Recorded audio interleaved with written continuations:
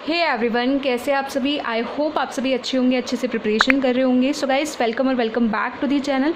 इस वीडियो में बात करने वाले हैं मेरे सेल्फ गिवन एग्जाम एनालिसिस के बारे में, जो कि IBPS क्लर्क मेंस का था आज।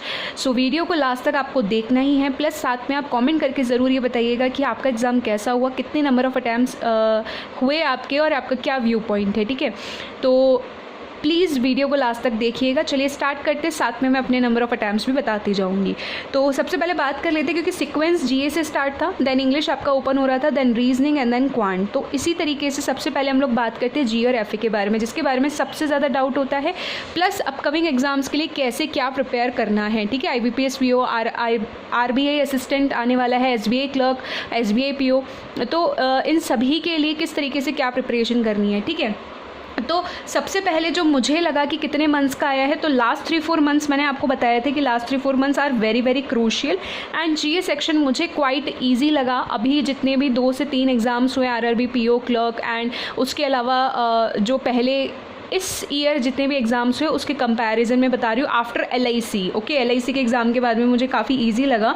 सो 3-4 मंथ्स के, अब उसमें भी सबसे ज़्यादा ना जुलाई के पूछ रखे थे। ठीक है, जुलाई के ज़्यादा थे, और स्टैटिक में भी अगर मैं बताऊँ आपको तो 10 से 12 क्वेश्चंस थे।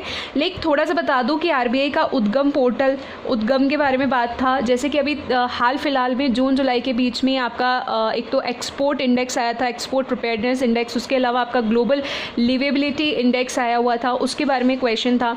एंड इस तरीके से आपके क्वेश्चन थे। तो सबसे पहली चीज़ तो मेमोरी बेस्ड क्वेश्चन जो भी हैं, जितना पॉसिबल होगा वो मैं या तो आज या फिर कल जो है वो टेलीग्राम मेन चैनल में आपको पिन करवा दूंगी, लिंक मिलेगा आपको डिस्क्रिप्शन में। ठीक है, तो आपको जुड़ जाना है, वहाँ से आप अपने आंसर्स के साथ डलवाऊंगी ताकि आप अपने आंसर्स को मैच कर सको। ठीक है, तो येस, वन लाइनर क्वेश्चंस थे, ऐसा कोई स्कीम बेस्ड बहुत ज़्यादा ऐसे कोई टिपिकल क्वेश्चंस नहीं थे, मैच द कॉलम वाले क्वेश्चंस भी नहीं थे, बहुत सिंपल क्वेश्चंस थे, जैसे कि IBPS क्लर्क का हमेशा पैटर्न रहता है। ओके, सो लास्ट 3-4 मंथ्स में भी मैं आपको ये बोलूँगी जून जुलाई से थे। अब इसमें एक इंपॉर्टेंट चीज़ मैं बता रही हूँ कि मैंने कई बार आपको सजेस्ट किया था कि आप स्टडी IQ के 300 प्लस वीडियोस, या फिर आप जो बेस्ट वीडियोस आते हैं, या फिर बैंकिंग अवेयरनेस अगर आप करते हो तो आपको बहुत बेनिफिट मिलेगा। देखो, सिंपल सी बात है कि मैं स्टडी IQ को फॉलो करती हूँ। अब यहाँ कोई मैं प्रमोशन नहीं कर रही हूँ, मैं जस्ट आपको बता रही हूँ। इसका कंक्लूजन ये है कि अगर आप स्टडी IQ को ना करके अगर आप किसी और प्लेटफॉर्म को फॉलो करते हो, लाइक अफेयर्स क्लाउड को फॉलो करते हो, आप ऑलिव बोर्ड को फॉलो करते हो, किसी भी प्लेटफॉर्म को फॉलो करते हो, बट सिंगल सोर्स रखो, जैसे कि GA की रणनीति में मैंने आपको बताया था, है ना।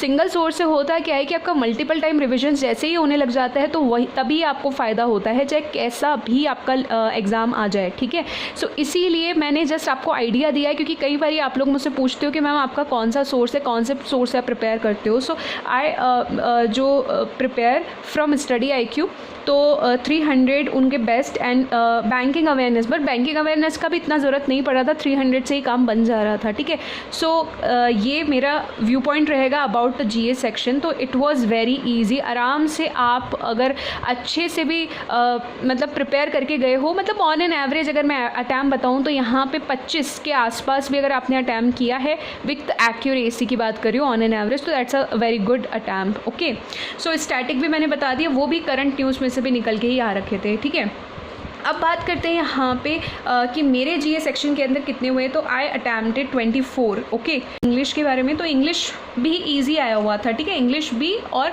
GA भी इजी आया हुआ था।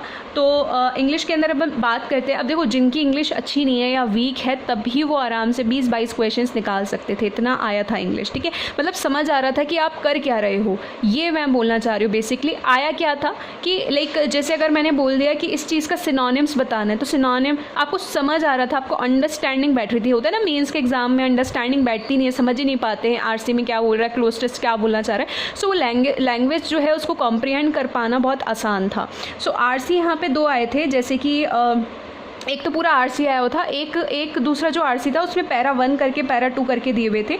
अब एग्जैक्टली मुझे याद नहीं है, शायद हाउसिंग या किसी चीज़ के ऊपर बेस था पैसेज, और जो ये पैरा 1 और पैरा 2 है इसमें ना डेटा ज़्यादा दे रखा हुआ था। ठीक है, तो डेटा के ऊपर दिया हुआ था, but exactly I am so sorry, मुझे अब इतना अच्छे से याद नहीं है। उसमें दोनों में से एक RC के अंदर जैसे 4 या 5 वर्ड हाईलाइटेड थे, फिर उसमें एक सेंटेंस दिया हुआ था कि किस सेंटेंस में इसका यूज़ एज इट इज़ किया हुआ है, जैसे वो मुझे उसका आंसर मुझे लाइक लगा था तो मैंने लाइक लगाया था, ठीक है। सो दोनों को मिला करके आपके 10 से 12 क्वेश्चंस ऑलमोस्ट थे। और एक क्वेश्चन और था जिसके अंदर आपको शायद रिप्लेस करना था या समथिंग कुछ ऐसा था, तो उसका आंसर जो था वो प्रॉड और कोटेड मैंने लगाया, क्योंकि उसमें रीसाइट बन रहा था बट रीसाइट ग्रामेटिकली ठीक नहीं जा रहा था, नो करेक्शन रिक्वायर्ड होना नहीं था, तो फिर मैंने यही ऑप्शन को ऑप्ट किया। दैट इज़ ये आपका 5th ऑप्शन था आई थिंक उसके अंदर, ठीक है। तो ये वाली चीज़ थी। उसके बाद में बात आ रही है यहाँ पे क्लोज टेस्ट की। क्लोज टेस्ट जो है वो आपका सेंटेंस इम्प्रूवमेंट जैसा था। Sentence improvement in the sense कि जैसे हाईलाइटेड वर्ड थे फिर उसको रिप्लेस करना था ग्रामेटिकली और कॉन्टेक्चुअली। सो उसमें 5 या 6 क्वेश्चंस दे रखे थे, राइट। सो उसके अंदर जैसे नियर बाय है तो नियर बाय के लिए ऑलमोस्ट मैंने लगाया था। ऐसे एक वर्ड दे रखा था फेल्ट, तो फेल्ट के लिए सीमिंग हो सकता था, ठीक है। ऐसे कुछ 2 से 3 वर्ड्स थे, तो जितना मुझे याद है वो मैं आपको बताने की कोशिश कर रही हूँ यहाँ पे, ठीक है। सो ये क्लोज टेस्ट था। उसके बाद में आता है आपके कि स्टोरी थी और स्टोरी में फिलर्स दे रखे थे। जैसे एक बहुत ईजी सी स्टोरी दे रखी थी, लाइक एक तो शायद बिटकॉइन के बारे में बात कर रखी थी एंड उसमें मिडल मैन की रिक्वायरमेंट नहीं होती, ऐसे स्टोरी थी। उसमें फिर 2 मतलब फिल इन द ब्लैंक्स थे, ऐसा करके आपको ना वो पुट करना था। सो वहाँ पे एक क्वेश्चन का आंसर में एक ब्लैंक में तो मैंने एक्सचेंज किया था, तो वो वाला ऑप्शन मैंने ऑप्ट किया था। दूसरे का मुझे अभी इतना याद नहीं है ना। 3 सेंटेंसेस आपको दिए हुए थे एंड उसके अंदर आपको 3 वर्ड्स हाईलाइटेड थे और उसमें पूछ रखा था एंटो या सिनो, ठीक है। तो उसके ऊपर बेस्ड क्वेश्चंस थे कि उस हिसाब से एक क्वेश्चन था नोबल, जेनरस, ऐसे वर्ड दे रखे थे तो इनका एंटोनिम बताना था। सो ये 2 क्वेश्चन थे इस तरीके के, एक में एंटो पूछा हुआ था और एक में सिनो पूछा हुआ था, इस तरीके से। उसके बाद में आता है एरर्स, प्री लेवल वाली आई हुई थी जिसमें 4-5 क्वेश्चन थे कि एक पार्ट में एरर होगी वो बताने थे। बहुत ईजी थी, ठीक है। एक क्वेश्चन को छोड़ के मैंने ऑलमोस्ट सारा कर लिया था। और उसमें एक क्वेश्चन मुझे जो याद है जिसमें 2+ वर्ब की फर्स्ट फॉर्म आनी थी, तो बिल्ट वाले में एरर थी, ठीक है। फिर बात करते fillers. Fillers was very very easy. इसमें 2 सेंटेंसेज आपको गिवन थे और उसमें दोनों में ही आपको सेम वर्ड फिल करना था, तो उसके 4 या 5 क्वेश्चंस दे रखे थे आपको, ओके। फिर आपको 2 पैराग्राफ ऐसे दे रखे थे जिसमें फीचर्स बताने थे। Like feature in the sense क्या होता है कि एक स्टोरी दे रखी थी, आपको पढ़नी थी और उस स्टोरी में कौन कौन से आपको ऐसा लगा कि ये वर्ड जो है ना वो यूज़ हुए हैं। जैसे कि अगर मैं एक बताऊँ, एम्प्लॉयर एंड एम्प्लॉय पे बेस्ड था, जिसमें जो एम्प्लॉयर है वो एम्प्लॉय को फ़ोन करता है और उनको बोलता है कि तुमने काम टाइम पे नहीं किया, ऐसा ऐसा करके कुछ था। तो उसमें क्या होगा ना कि एक तो एम्प्लॉय ने काम टाइम पे नहीं किया तो केयरलेस हो जाएगा, प्लस उसके अलावा वो थोड़ा सा स्कैरी भी हो जाएगा, थोड़ा डर भी जाएगा ना कि उसको बॉस हटा सकता है जॉब से। तो इस तरीके से तो कौन सा वर्ड जो है वो फिट नहीं हो रहा है, यानी ऑड वन आउट जैसा कुछ दे रखा था। और एक शायद रेबेका की गर्ल थी, उनके बारे में बता रखा था, तो उनकी फीचर्स दी हुई थी कि शी वॉज वेरी मतलब ना किसी चीज़ को लेकर एग्रीकल्चर के ऊपर बेस्ड ऐसा कुछ क्वेश्चन यहाँ पे दे रखा था। तो इसमें इनके फीचर्स बताने थे एक तरीके से कि कौन सा जो है वो स्टोरी के अकॉर्डिंग नहीं जा रहा। 4-5 लाइनों का पैराग्राफ दे रखा था, बहुत ईजी था, कॉम्प्रीमेंट ईजिली हो रहा था, ठीक है। वर्ड्स आपके क्वेश्चन थे, अगैन वही प्री लेवल 2 से 3 क्वेश्चन थे। उसके अलावा पैराजंबल के भी 2 से 3 क्वेश्चन दे रखे थे। एक में तो सिर्फ सीक्वेंस बनाना था, एक में आपका था 3 पेयर्स थे और उसमें ना 2 में आपको फिलर्स दे रखे थे, ठीक है। सो वो उस तरीके का क्वेश्चन भी था पैराजंबल का, वो ईजी था, आराम से बन रहा था, ठीक है। मतलब ये है। सो इंग्लिश के अंदर भी अगर मैं आपको बताऊँ, मैंने बताया गुड अटैम्प्ट्स कितने हो सकते हैं, आराम से आप 20 to 22 निकाल सकते हो, ठीक है। सो मैंने 29 किए इंग्लिश के अंदर, ठीक है। That is reasoning, okay. Reasoning के अंदर एक नई चीज़ थोड़ी सी, जो कि पहली बार अब क्या देने वाले IBPS PO मेंस देंगे, ठीक है। या जो अवेयर नहीं है या अभी स्टार्ट कर रहे हैं प्रिपरेशन और मेंस के लिए अभी अप्रोच करेंगे, तो इसी वे में आप प्रिपेयर करिएगा कि रीजनिंग में क्या है ना, इस तरीके से था part A part B. Part A में आपके 2 नंबर के क्वेश्चन थे, इसमें 10 क्वेश्चन, मतलब 2 क्वेश्चन ही ऑलमोस्ट दे रखे थे और दोनों ही पजल थी। एक तो एज बेस्ड पजल थी और एक लीनियर पजल दे रखी थी। लीनियर का कंफर्म कीजिएगा ना, थोड़ा सा मैं भूल गई हूँ, शायद लीनियर थी या कोई और पजल थी, बट जितना मुझे याद आ रहा है कि लीनियर थी, तो आप इसको कंफर्म ज़रूर कीजिएगा। बाकी यस, एज बेस्ड पजल 100% थी। तो इस तरीके से आपके 10 क्वेश्चन हो गए एंड मैंने पार्ट ए को टच भी नहीं किया क्योंकि मुझे पता था कि 2 नंबर का है तो कुछ तो ट्रिकी होगा, इसलिए मैंने सीधा ही पार्ट बी से उठाया था। बट रीजनिंग वाज काफ़ी मॉडरेट था, मतलब मतलब उसमें ना मेजॉरिटी जो थे ना, मेजॉरिटी वो लॉजिकल रीजनिंग को जा रही थी, क्रिटिकल रीजनिंग को जा रही थी, जिसको हम मोस्ट प्रोबेबली क्या करते हैं, स्किप करते हैं कि यार नहीं करना है, ठीक है। बट वो काफ़ी ईजी और डुएबल लग रही थी मेरे हिसाब से। और बाकी जो हम पज़ल वगैरह सोच के जाते हैं, ऐसा ज़रूरी नहीं है कि हर दिन आपका आपके हिसाब से चलेगा, ठीक है। सो दैट इज़ कि आपका 1 मार्क के 40 क्वेश्चन थे। सो दैट इज़ आपका डेटा सफिशिएंसी के 2 से 3 क्वेश्चन थे। मेरे कहने का मतलब इतना सा है कि आपके मिसलेनियस से काफ़ी अच्छा अपन बना सकते थे, बट रीजनिंग में डेफिनेटली आपके टाइम कम हुए होंगे। तो मैं मान के चल रही हूँ कि ऑन एन एवरेज है ना 15-16 मार्क्स या अटैम्प्ट्स मैं मान के चल रही हूँ। अब वो डिपेंड करता है कि अगर आपने 2 नंबर के भी किए हैं तो that is a very good thing, ठीक है। सो उसके बाद सिलॉक्स वेरी इजी थे, तो हाँ, बट ये थे थोड़ा सा लेंथी होता है, डेफिनेटली मेंस में है, 3 स्टेटमेंट्स दे रखे थे, तो कंक्लूजन बताना था कौन सा फॉलो कर रहा है। 3-4 क्वेश्चन थे। वैसे इनइक्वलिटी आपसे पूछ रखा था, जिसमें ऐसे बॉक्स बेस्ड, मैं तो बॉक्स बेस्ड बना के करती हूँ उसको सॉल्व। आप कैसे करते हो वो एक अलग बात है, तो इसको मैं बॉक्स बेस्ड इनइक्वलिटी कहती हूँ ना। 3-4 क्वेश्चन इसके थे, ईजी थे। एक क्वेश्चन आपका एज बेस्ड पजल पे था, 6% थे उसके अंदर, ठीक है, उस पर था। एक क्वेश्चन था क्लैंडस्टाइन ऐसे करके कुछ वर्ड दे रखा था। अब उसमें क्या करना था आपको कि के से पहले के जितने भी लेटर्स आ रहे हैं ना, उसमें शायद आपको उनसे जस्ट पहले वाला बनाना था, और के बाद वाला जो था ना, के बाद वाला, उनमें शायद सेकेंड लेटर ऐसे करके कुछ रिप्लेस करना था। फिर जो भी सिमिलर आएंगे उनको हटा देना, फिर उसके बाद में अल्फ़ाबेटिक में अरेंज करना था, एंड देन उसके बाद में लेफ़्ट राइट से बता रखा था, उनके बीच में निकालना था कि कौन सा लेटर होगा। मतलब समथिंग लाइक आपकी ना इसमें एक ही क्वेश्चन के अंदर इतनी सारी स्टेप्स करवा रखी थी। तो ये आपका एक वर्ड दे रखा था, एंड उसके बाद में मेजॉरिटी पार्ट मैंने आपको बता दिया, 7-8 क्वेश्चन, और उसमें भी सबसे ज़्यादा आपसे कोर्स ऑफ एक्शन पूछ रखा था, या फिर इसके अंदर है ना आप कौन सी अजम्पशंस निकाल सकते हो, ऐसे करके क्वेश्चंस दे रखे थे क्रिटिकल रीजनिंग के। इस बार मुझे क्रिटिकल रीजनिंग वाला पार्ट थोड़ा इजी लग रहा था, ठीक है। वैसे पजल्स वगैरह 2-3 दे देते तो काफ़ी डुएबल हो जाता है वो पजल्स वगैरह, तो ये वाला पार्ट थोड़ा सा आपका ट्रिकी आता है, बट ये इस बार थोड़ा ईजी लग रहा था कि अगर आप इसको फॉलो करते हो तो एक बहुत ही अच्छे वे में आपने ना अपना अटैम्प्ट करने की कोशिश की है रीजनिंग के अंदर। फिर इनपुट आउटपुट का एक क्वेश्चन आया हुआ था, एंड वो नंबर बेस्ड था, ठीक है, बट ट्रिकी था। मैंने 2 बार बनाया और मेरा बहुत टाइम वेस्ट हो गया उसके अंदर, वो नहीं बन रहा था 4th स्टेप में, वो पता नहीं क्यों नहीं बन रहा था ना। लॉजिक भी सारा कुछ आ रखा था, फिर भी मैं उसके हिसाब से करी थी, आंसर्स नहीं आ रहे थे उसके, तो इसी वजह से फिर मैंने पज़ल नहीं किया, क्योंकि टाइम बहुत ज़्यादा लग गया मुझे इसके अंदर, तो फिर पज़ल के लिए इतना टाइम नहीं था, तो जितना भी था फिर मैंने मिसलेनियस किया। नेचुरल सी बात है कि आपका सेक्शन मॉडरेट आ रहा है तो अटैम्प्ट्स कम हो जाने ही है ना। तो एक पज़ल मुझे स्टेक बेस्ट पता है, और वो भी काफ़ी ट्रिकी सी लग रही थी मुझे, बट डुएबल थी, बन जाती थी। बट यहीं वही वाली बात है ना कि अगर अपन टाइम वेस्ट कर देते तो वो चीज़ का इम्पैक्ट दूसरे क्वेश्चंस पे पड़ जाता है।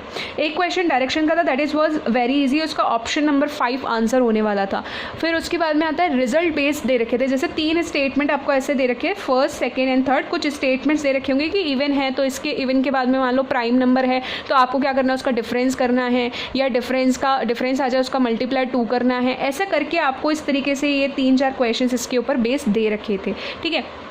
सो रीजनिंग के अंदर कुछ ये दे रखा था। बस इंपॉर्टेंट चीज़ याद रखना आप, पार्ट ए पार्ट बी के बारे में जो मैंने आपको बताई, लॉजिकल रीजनिंग थोड़ा इजी आ रहा है तो आप पजल वगैरह के साथ में इस पार्ट पे भी थोड़ा फोकस करो ताकि आप अपने एग्जाम को थोड़ा बैलेंस करके जाओ, ठीक है। तो मैंने रीजनिंग के अंदर जो अटैम्प्ट किए ना, दैट इज़ ओनली 16, ठीक है। इससे ज़्यादा मेरे से नहीं हो पाए क्योंकि मैंने बताया था कि पजल मैंने नहीं बनाई। अगर मैं पजल करती, इनपुट आउटपुट को लास्ट में करती या छोड़ भी देती, तब भी मेरे 20 के अराउंड मार्क्स हो जाते थे या 20 तक जाते आराम से। तो ये मेरी मिस्टेक रही यहाँ पर, मुझे यही सीखने को मिला कि क्रिटिकल रीजनिंग जो है उस पर भी हमको ज़्यादा आगे के एग्जाम्स के लिए थोड़ा ध्यान दे के जाना है, ओके। अब क्वांट की बात करते हैं तो क्वांट के अंदर ना अप्रॉक्सीमेशन काफ़ी ईजी आया हुआ था, मतलब 5-6 क्वेश्चन थे अप्रॉक्सीमेशन के, ठीक है। अब जैसे क्वांट इस बार क्या हो ना, काफ़ी लेंदी आ रहा है, ट्रिकी आ रहा है, कैलकुलेटिव, लेकिन यहाँ थोड़ा ऐसा नहीं लगा मुझे, यहाँ मुझे रीजनिंग सेक्शन काफ़ी मॉडरेट लगा, ठीक है।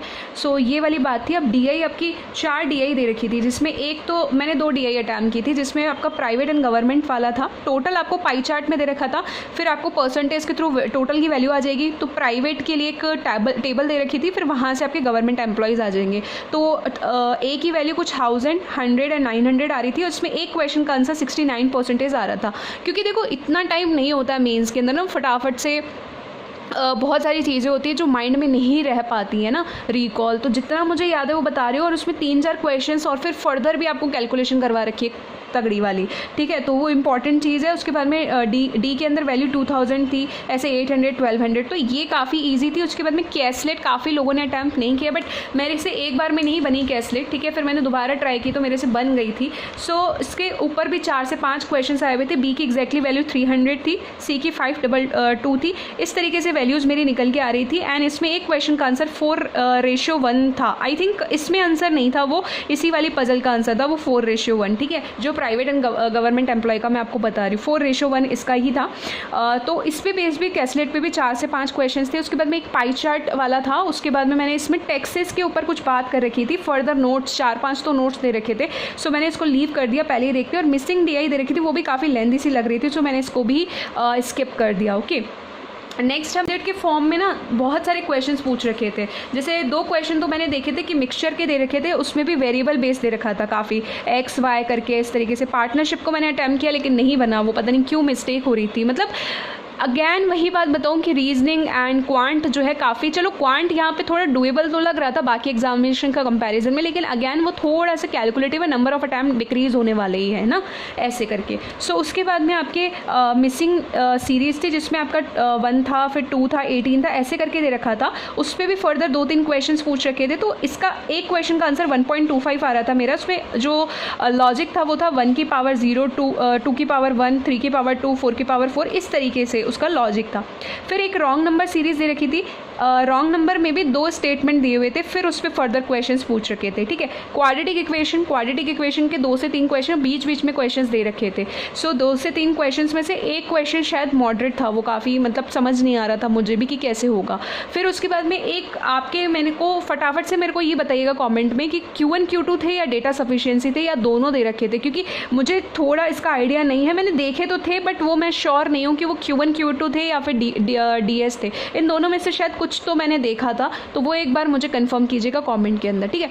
फिर बाकी का अर्थमेटिक था। अर्थमेटिक DI वगैरह इसके कंपैरिजन में ईजी सा दे रखा था, लेकिन वही है ना कि आपको DI में इतना टाइम लग रहा है, यहाँ के लिए टाइम ही नहीं बच रहा है। तो जो टाइम बचा उसमें अगर आपने 2 से 3 भी किए तो आपके अच्छे अटैम्प्ट हो जाएंगे। तो अगैन क्वांट के अंदर भी मैं आपको बताती हूँ कि फिर भी रीजनिंग से तो आप अच्छा ही कर सकते हो। तो 17-18 क्वेश्चन आप आराम से निकाल सकते हो ईजिली, क्योंकि 2 DI तो बहुत ईजी दे रखी थी, तो 10 क्वेश्चन तो वहीं से हो गए। 5 क्वेश्चन आपके अप्रॉक्सीमेशन से थे, तो चलो 10 भी अगर आप नहीं कर रहे हो, मान लो 8 क्वेश्चन वहाँ से किए, 5 अप्रॉक्सीमेशन के, तब भी 13 क्वेश्चन तो आपके आराम से हो गए। मिसिंग के भी अगर आप करोगे, ये दोनों क्वेश्चन मिसिंग तो आराम से हो रखा था, तो आपके वही 17-18 के आसपास तो एकदम ऑन एन एवरेज क्वेश्चन बैठ रहे हैं ना। तो मेरे अटैम्प्ट जो रहे वो क्वांट के अंदर 19 रहे, ठीक है। सो मैंने ज़्यादा अटैम्प्ट नहीं किया, 19 ही किया। तो इस तरीके से ओवरऑल मेरा जो अटैम्प्ट हुआ वो 88 ही हुआ है। और डेफिनेटली मैं आपको बताती हूँ कि ओवरऑल जो अभी लास्ट 2 ईयर्स से मैंने पेपर देखा ना IBPS क्लर्क मेंस का, हालांकि मैं लास्ट ईयर तो दे नहीं पाई थी, उससे पहले मैंने दिया था पेपर, तो मैं आपको बता रही हूँ यहाँ पे कि GA में कोई बदलाव नहीं किया था इन्होंने।